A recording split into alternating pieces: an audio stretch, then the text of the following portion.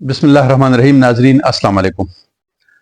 آپ لوگ دیکھتے ہیں کہ گزشتہ تقریباً 3-4 دن سے خیبر پختونخوا حکومت نے جو mine and mineral bill 2025 assembly میں پیش کیا ہے، اور اس کے ساتھ ہی ایک ایسے موقع پہ پیش کیا گیا ہے جب وفاق میں ایک 2 روزہ کانفرنس ہوئی ہے جس میں عالمی مندوبین نے شرکت کی ہے، وہ بھی مائن اینڈ منرلز کے حوالے سے ہے، اور کئی ایک معاہدے ہوئے ہیں اور کئی ایک MOUs پہ دستخط ہوا ہے.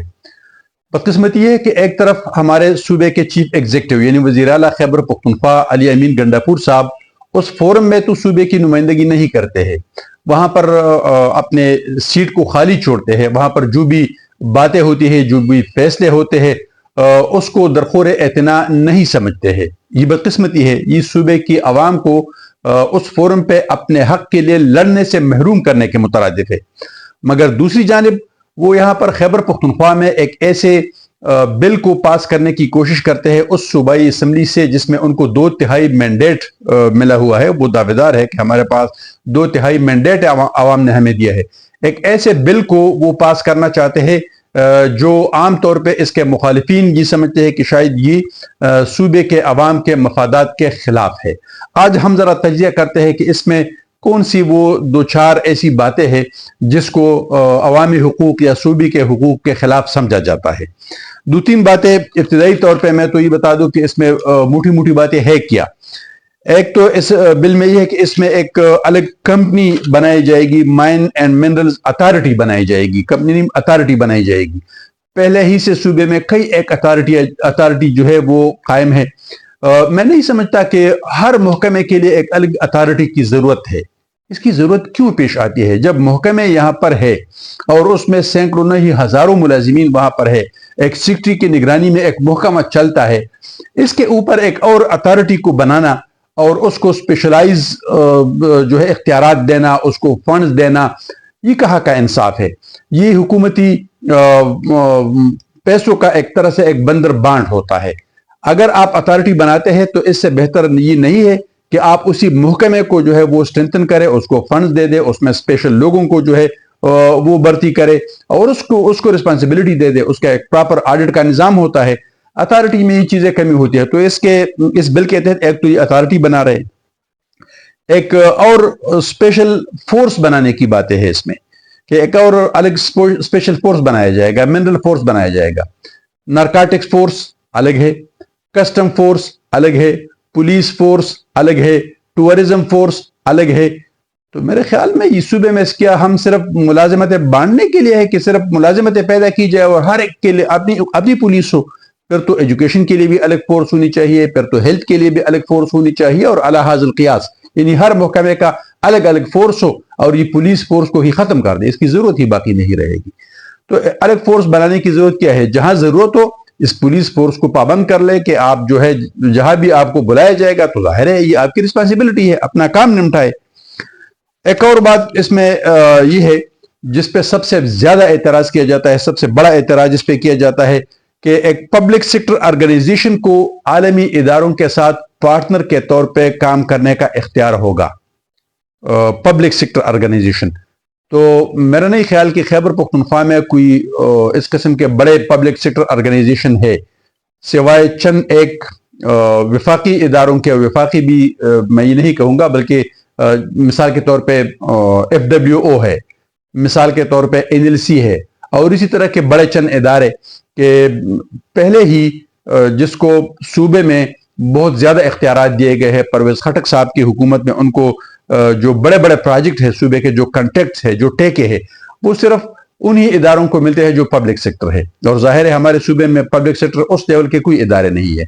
تو عام لوگ یہ سوال اٹھاتے ہیں کہ اس بل میں سب سے منفی بات یہ ہے کہ انہی اداروں کو صوبے کے تمام جو منرلز ہے، جو تمام معدنیات ہے، ان کو عالمی اداروں کے ساتھ مل کے اس پہ اختیار مل جائے گا، ان چند 2-4-5 پبلک سیکٹر آرگنائزیشن کو، اور ان کا تعلق زیادہ جو ہے وہ وفاق سے ہے. اسی لیے صوبے کے عوام کے حقوق کا تحفظ کون کرے گا؟ یہ صوبائی حکومت کے کردار پہ بھی سوال ہے، اور خاص کر گنڈاپور صاحب کے جو کابینہ ہے اور جو ان کی حکومت ہے اس پہ سوال ہے. ایک اور اس میں عجیب سی بات ہے جو میرے خیال میں عجیب بھی لگتی ہے، لیکن ابھی تھوڑی دیر پہلے ایک بات ہو رہی تھی عوامی نیشنل پارٹی کے ایک سینئر لیڈر سے، تو انہوں نے کہا کہ 1000 میں نے، چونکہ یہ 139 صفحات کا بل ہے، تو ظاہر ہے 139 صفحات پورے تو میں نے نہیں پڑھے ہیں، لیکن جو موٹی موٹی باتیں میں نے اس سے لی ہے تو یہ آپ لوگوں کے ساتھ شیئر کر رہا ہوں۔ اس میں یہ بھی ہے کہ 1000 اسکوائر کلومیٹر کا رقبہ جو ہے وہ ایک کمپنی کو لیز پر دیا جائے گا کہ وہ وہاں پر جو ہے وہ سرچ کرے اور وہ فائنڈ آؤٹ کرے کہ یہاں پر کتنی معدنیات ہے اور کس طرح اس کو نکالا جا سکتا ہے۔ تو اس کا مطلب تو یہ ہے کہ پورے خیبر پختونخوا کو 3 4 یا 5 کمپنیوں میں بانٹا جائے گا، اور پھر ان کی مرضی ہوگی کہ وہ جہاں چاہے، جس طرح اس کو استعمال کرے۔ تو یہ وہ تحفظات ہے، وہ خدشات ہے جو خیبر پختونخوا کے عوام اس پہ نہ صرف انگلی اٹھا رہے ہیں، جو مخالفین اس پہ انگلی اٹھا رہے ہیں، بلکہ پی ٹی آئی کی اندر سے بھی ایسے حساس اور جو باشعور لوگ ہیں وہ بھی آواز اٹھا رہے ہیں، اس کی مخالفت کر رہے ہیں کہ یہ بل جو ہے یہ غلط طریقے سے پاس کیا جا رہا ہے۔ یہاں پر 2 سوالات اور بھی اٹھائے جا سکتے ہیں۔ مثال کے طور پہ علی امین گنڈاپور صاحب جو ہے وہ اس بل کی حمایت کرتے ہیں، لیکن علیمہ خان صاحبہ، شکیل خان جو ابھی تقریباً چند ماہ پہلے جو ہے وہ صوبائی وزیر تھے، اور اس کے علاوہ باقی بھی کئی پارٹی رہنما جو ہے وہ اس کی مخالفت کرتے ہیں۔ علیمہ خان صاحبہ اس کو عمران خان صاحب کی رہائی کے ساتھ نتی کرتی ہے یا ان کی مرضی کے ساتھ نتی کرتے ہیں۔ ابھی تھوڑی دیر پہلے آپ لوگوں نے دیکھا کہ بیرسٹر گوہر صاحب جو ہے وہ عمران خان صاحب کی جانب سے باقاعدہ ناراضگی کا اظہار کرتے ہیں کہ اسٹیبلشمنٹ کی مخالفت جو ہے وہ نہیں کرنی چاہیے، اور جو لوگ ایسا کرتے ہیں وہ اس کی ہم ذمہ دار نہیں ہے وغیرہ وغیرہ۔ میں یہ نہیں سمجھتا ہوں کہ وہ کوئی غلط بات کہہ رہے ہیں، لیکن ایسی صورتحال میں کہ جب گنڈاپور پر اسٹیبلشمنٹ کے مہرہ ہونے کا ایک طرح سے لیبل لگایا جا رہا ہے پارٹی کے باقی لوگوں کی جانب سے یا پارٹی کی جو صوبائی قیادت ہے ان کی جانب سے، اس میں ایک ایسے متنازع بل کو پاس کرنا میرا نہیں خیال کہ اس کے لیے کوئی فائدہ مند ہوگا۔ اب سوال یہ پیدا ہوتا ہے کہ کیا اس بل کے پاس ہونے کا عمران خان صاحب کی رہائی کے ساتھ یا ان کو ریلیف دینے کے ساتھ کوئی تعلق ہے؟ یاد رکھیں کہ اسی قسم کا ایک بل تقریباً 1 مہینے پہلے یعنی مارچ میں بلوچستان اسمبلی سے بھی پاس کرایا گیا ہے۔ آپ لوگوں کو یہ معلوم ہے کہ سب سے زیادہ معدنیات پاکستان میں یا بلوچستان میں ہے یا پھر خیبر پختونخوا میں ہے۔ ہمیں اس پہ اعتراض نہیں ہے، یہ بات ہمیں ذہن نشین کرنی چاہیے کہ معدنیات جتنی بھی ہے زمین کے اندر ہے تو اس کا کوئی فائدہ ہمیں نہیں ہے۔ ہم یہ چاہتے ہیں، ہم سب کو، عوام کو بھی، خواص کو بھی، ماہرین کو بھی، اس پہ ہمیں اعتماد ہے کہ اس کو نکالنا چاہیے، اس میں انویسٹمنٹ ہونی چاہیے۔ فارن انویسٹمنٹ ناگزیر ہے، ہمارے اپنے ملک میں یا ہمارے عوام میں اتنی وہ نہیں ہے، اتنے پیسہ ہمارے پاس نہیں ہے، اتنی ٹیکنیکل سکل ہمارے پاس نہیں ہے کہ ہم اپنے معدنیات کو نکالیں اور اس کو پراپرلی ریفائن کر کے اس کو ویلیو ایڈیشن کر کے اس کو بیچیں۔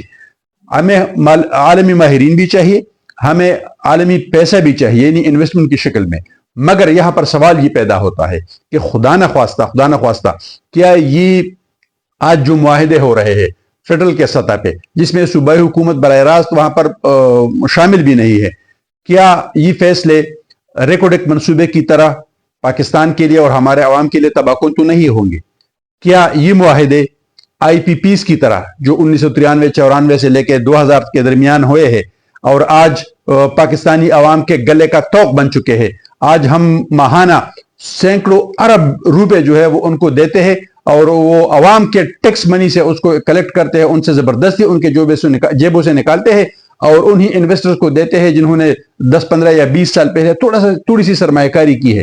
کیا آج کی جو سرمایہ کاری ہے یہ اسی طرح تو نہیں ہوگی کہ ہماری معدنیات جو ہے وہ نکالی جائے گی اور وہ بیرونی ملک فروخت کی جائے گی، لیکن یہاں کے عوام جو ہے وہ اسی طرح ننگے پاؤں چلتے پھریں گے، ہمارے بچے جو ہے اسی طرح ان پڑھ جو ہے وہ بڑے ہو جائیں گے، بے روزگار ہوں گے۔ ضرورت اس بات کی ہے کہ حکومت ریگولیشن ضرور کرے، صوبائی حکومت اور وفاقی حکومت مل کر ریگولیشن کرے، لیکن عوامی مفادات کا تحفظ بھی کرے اور جو انویسٹر ہے ان کے مفادات کا بھی تحفظ کرے، کیونکہ یہی حکومت کا کام ہے۔ حکومت کا کام یہ نہیں ہے کہ آپ جو ہے کسی ایک کو نوازے اور دوسرے کو اپنے اختیارات سے یا اپنے حقوق سے محروم کرے۔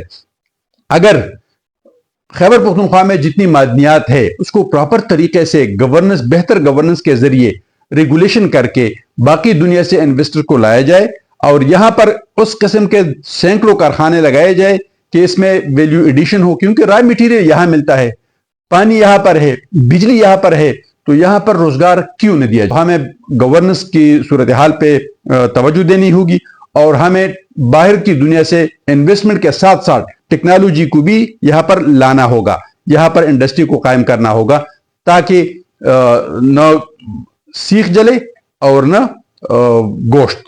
یہ ایک سادہ سا وہ فارمولہ ہے کہ عوام کے تحفظ کے لیے، بلکہ دونوں فریقین کے تحفظ کے لیے حکومت کو عوام کو اعتماد میں لینا ہوگا اور سیاسی جماعتوں کو اعتماد میں لینا ہوگا، ان کو وضاحت کے ساتھ سب کچھ بتانا ہوگا کہ جو کچھ ہم کر رہے ہیں اس کا بنیادی مقاصد کیا ہے۔ بہت شکریہ، چینل کو ضرور سبسکرائب کیجیے۔